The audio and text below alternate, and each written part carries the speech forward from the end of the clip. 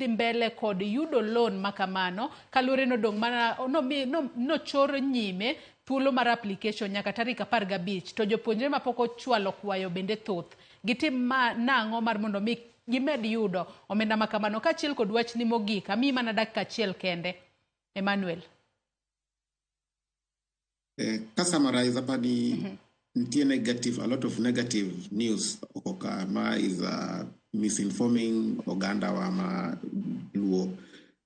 Joma onge ID nyalo can still apply. Main problem mag subsequent applicants is SIM swap.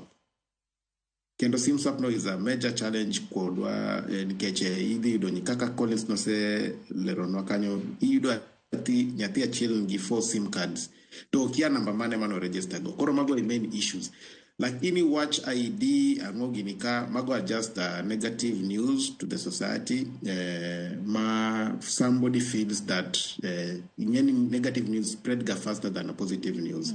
It's so unfortunate.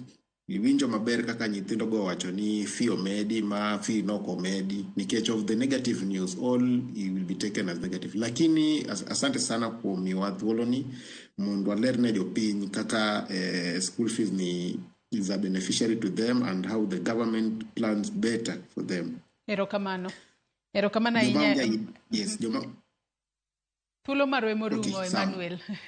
Erokamano ahinya.